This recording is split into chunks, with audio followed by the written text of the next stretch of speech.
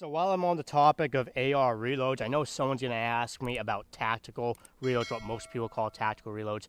I call them proactive reloads because you're proactively reloading a gun rather than reactively reloading the gun.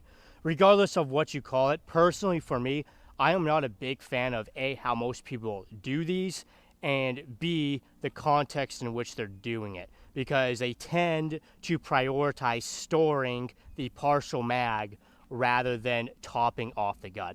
With whatever reload you are doing, especially when it comes to a proactive reload, the number one priority is reloading and topping off the gun, not stowing the partial magazine.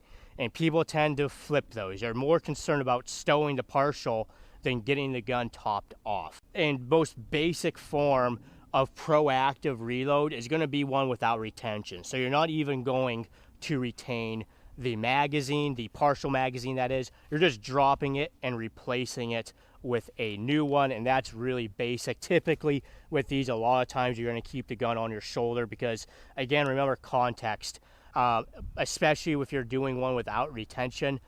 You want to top off the gun, however, you're still in a situation where you might have to immediately engage somebody. So you don't have like other people covering you. You're not in like a safe position where you have time. You're still in a position where you want to top off the gun, but you still may be required to engage somebody immediately at any moment. So with this, we are not going to concern ourselves with retaining the partial magazine. We're just dumping it and replacing it. And that's just really, really basic, right? I drop that old magazine, reinsert it again. Make sure you give it that security pull.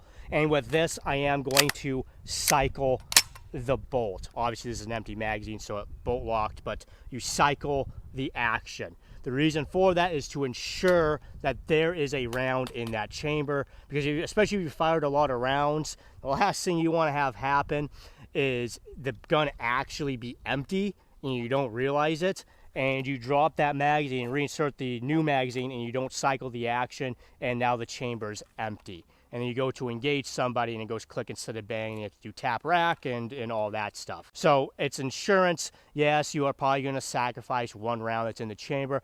No big deal. Doesn't matter. I will sacrifice that one round to ensure that that gun is loaded. And the thing about this is if the situation changes and now I have time and security, I can go ahead and pick up that magazine if need be. It doesn't just go into the oblivion and disappear forever.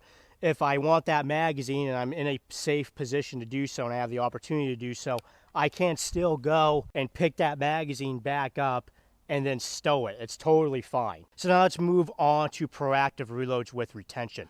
Again, it's important to understand context. You should only do this when you have time and security on your side, meaning I have the time to do this, and on top of that, preferably the security to do so, meaning I have teammates covering me while I'm performing this reload. This can happen in a variety of different contexts. Ultimately, it boils down to I am in a safe position and I have the time to store the partial magazine. Now, how most people do this, which I am not a fan of personally, is that they'll go ahead and grab their full magazine and then try to reload the gun while holding both magazines in their hand.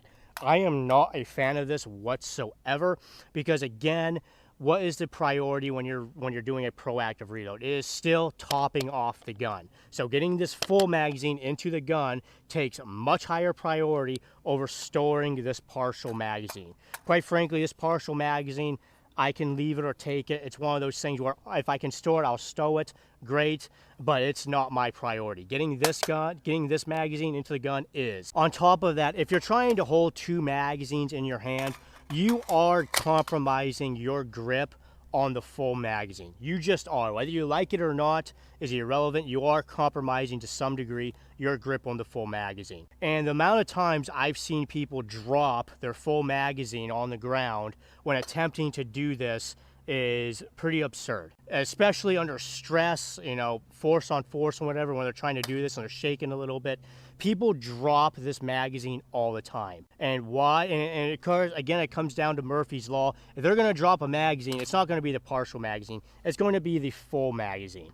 And that's just stupid. So for me personally, what I like to do is if I intend on stowing this magazine, I'll just go ahead and take this magazine out and stow it somewhere and then reinsert the new magazine. One thing I like to do too, if I can see the magazine, sometimes at night or under night vision it can be hard to do so. You can do this physically too, particularly if you're not wearing gloves. But as I take that magazine out, I like to look and ensure that it actually has ammo in it. If it's empty, of course, I'm just dropping it and then reinserting a new magazine. And the key here is I am running that bolt. Because there's a good chance that that chamber is also empty. But regardless, if I'm going to do a proactive reload with retention, what I'm going to do is I'm going to grab the magazine, look, ensure that it actually has ammo. I am going to stow it somewhere, then grab my new magazine and then reinsert it.